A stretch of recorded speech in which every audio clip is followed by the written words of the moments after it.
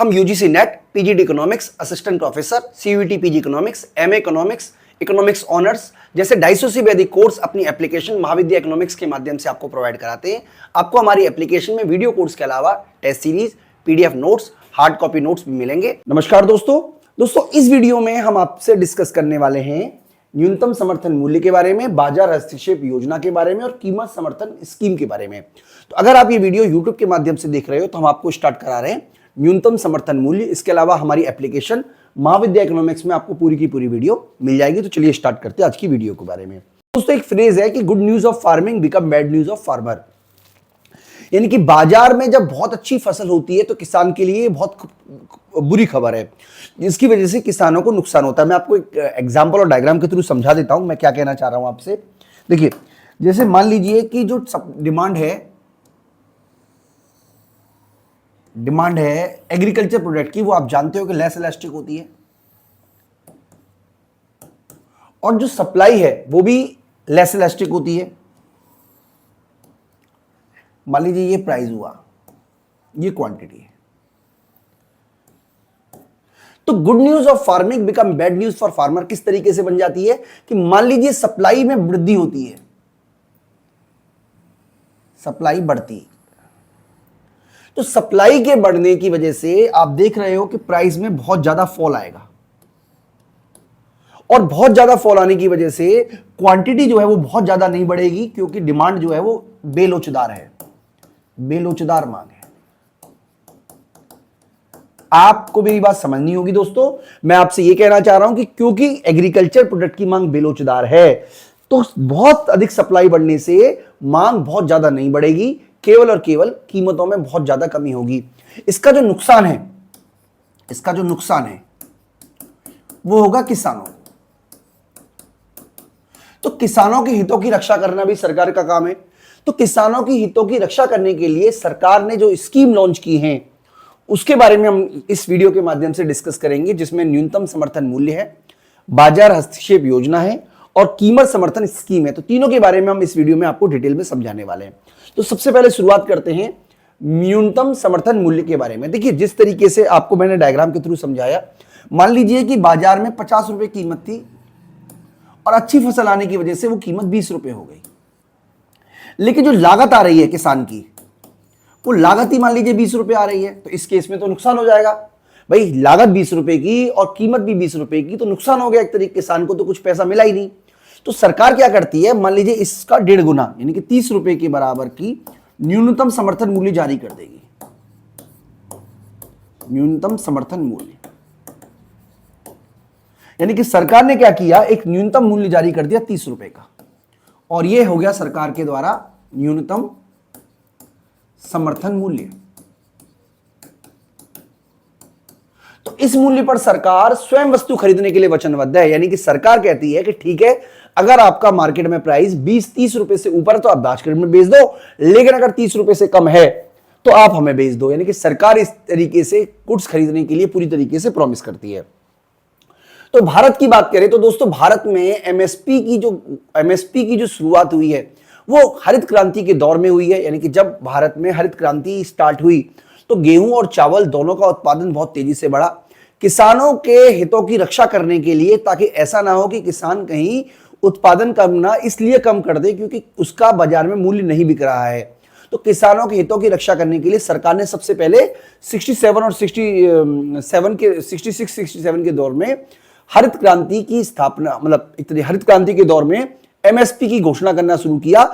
इसका जो मूल उद्देश्य है वो है किसानों को उसकी उपज का सही मूल्य प्राप्त हो सके, और ये इसलिए भी आवश्यक है ताकि किसानों की आय स्थिर बनी रहे, उनकी आर्थिक स्थिति सही रहे, ताकि जो हमारा किसान है, जो हमारे देश के लिए बहुत आवश्यक अंग है, वो पर्याप्त मात्रा में उत्पादन कर सके, क्योंकि देश के लिए खाद्य सुरक्षा भी बहुत इंपॉर्टेंट है।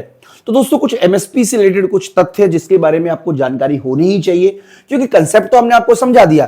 कंसेप्ट बहुत सिंपल सा है कि डिमांड सप्लाई के फोर्सेस के द्वारा मार्केट प्राइस बहुत नीचे डिसाइड हुआ है, तो सरकार मार्केट सिस्टम इंटरफेयर करेगी और फसलों का एक मिनिमम सपोर्ट प्राइस, मिनिमम समर्थन मूल्य जारी कर देगी। और अगर मार्केट में वो मिनिमम समर्थन मूल्य पर सामान नहीं बिक रहा है तो सरकार उस प्राइस पर खुद वस्तु खरीदने के लिए वचनबद्ध है। तो कुछ की फैक्ट आप याद रखिएगा। 1965 में कृषि लागत और मूल्य आयोग CACP की स्थापना की गई और ये CACP ही भारत सरकार को MSP की सिफारिश करता है। MSP की घोषणा भारत सरकार के द्वारा ही किया जाता है। इसके अलावा MSP की सर्वप्रथम शुरुआत गेहूं से हुई थी, उसके बाद और फसलों पे इसे लागू किया गया। वर्तमान में लगभग 25 फसलें ऐसी हैं जिस पे सरकार MSP लागू करती है। इसमें से 14 फसलें खरीफ की हैं, 7 रबी की हैं और 4 अन्य व्यावसायिक फसलें हैं।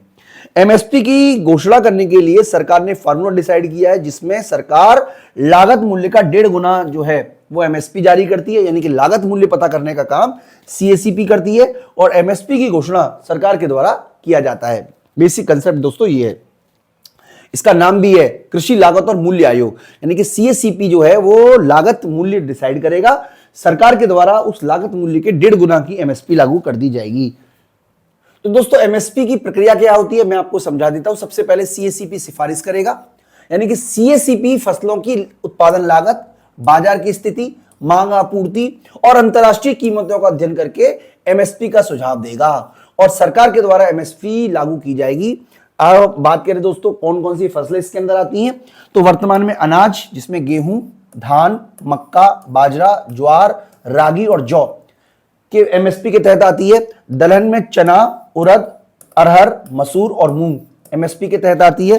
तिलहन की बात करें तो सरसों, मूंगफली, सोयाबीन, सूरजमुखी, तिल, कुसुम और नाइजर ये MSP में आती है। और वाणिज्यिक फसलों की बात करें तो गन्ना, कपास, नारियल और कच्चा जूट ये जो है ये आप कह सकते हो एक तरीके से MSP के अंदर आती है। तो MSP क्या होती है वो आपको पता चल गया, MSP किस तरीके से लागू होती है वो आपको पता चल गया, कौन कौन सी फसलें इसमें अंदर आती है वो भी पता चल गया। तो बात करें दोस्तों 2023-24 की, तो इसमें धान के लिए 2183 प्रति क्विंटल, मूंग के लिए 8558 प्रति क्विंटल, मूंगफली के लिए 6577 प्रति क्विंटल, कपास के लिए 6620 क्विंटल और गन्ना के लिए 315 क्विंटल ये हमने MSP की दर रखी गई है। तो दोस्तों ये बेसिक ही कंसेप्ट है। बात करें MSP के महत्व की कि आखिरकार MSP इतना जरूरी क्यों है, तो सबसे पहले तो किसानों को इसकी आय की सुरक्षा होती है, यानी कि MSP सुनिश्चित करता है कि किसानों को उनकी फसल का न्यूनतम मूल्य अवश्य प्राप्त हो ताकि उनकी जीविका पालन पर, उनके जीवन स्तर पर कोई बुरा असर ना पड़े। तो पहला काम तो सरकार ये करती है। दूसरा, बाजार में स्थिरता लाके रखती है, यानी कि कीमतों में बहुत अधिक गिरावट ना हो इसके भी प्रयास किए जाते हैं MSP के द्वारा। इसके अलावा दोस्तों खाद्य सुरक्षा के लिए MSP बहुत जरूरी है, क्योंकि सरकार जो MSP घोषणा करती है, सरकार उस MSP पे अनाज या अन्य चीजों को खरीदती है और बाजार में PDS सिस्टम के माध्यम से जनता को उपलब्ध कराती है। यानी कि बेसिकली कहने का मतलब यह हुआ दोस्तों कि सरकार के द्वारा MSP जो होती है वो लागू की जाती है और PDS सिस्टम के माध्यम से जो सरकार ने अनाज इकट्ठा किया है, जो सामान इकट्ठा किया वो सरकार फाइनली जाके मार्केट सिस्टम में उसको बेचती है। MSP से जुड़ी कुछ आलोचना भी की जाती है। सबसे बड़ी आलोचना तो यह है कि इसका लाभ केवल कुछ किसानों को मिलता है। किसानों का बहुत बड़ा वर्ग MSP के माध्यम से फसल नहीं बेच सकता, चाहे इसमें आप कमीशनखोरी कह सकते हो, दलाली कह सकते हो, या कुछ एक तरीके से लॉबिंग है जिसकी वजह से सामान्य किसान, आम किसान MSP के माध्यम से अपनी फसल को बेच नहीं पाता, जिसकी वजह से उसे मजबूरी में लोकल मार्केट में कम कीमतों पर कई बार सामान बेचना पड़ता है। इससे उसकी आर्थिक स्थिति खराब होती है और बहुत बड़ा नुकसान किसान को उठाना पड़ता है। इसके अलावा दोस्तों क्षेत्रीय असमानता बहुत अधिक पाई जाती है। खास तौर पर MSP का जो फायदा है वो धान और गेहूं को दिया गया, इसलिए MSP का ज्यादातर फायदा वे राज्य या वे क्षेत्र उठा पाते हैं जो धान और गेहूं का उत्पादन करते हैं, लेकिन बाकी के इलाके इसका फायदा नहीं उठा पाते क्योंकि वो इनका उत्पादन नहीं कर रहे होते। ये भी आपको कांसेप्ट याद रखना पड़ेगा। इसके अलावा दोस्तों MSP केवल 25 फसलों के लिए लागू की जाती है और आमतौर पर यह देखा है कि सरकार मुख्यतः गेहूं और चावल पर ही ज्यादातर MSP पे ध्यान देती है। इसका मतलब यह हुआ कि इन 25 फसलों के अलावा बहुत सारी और भी फसलें, उन पर MSP सरकार घोषणा नहीं करती है। इसके अलावा दोस्तों सरकार के सामने एक बहुत बड़ी समस्या भंडारण की है।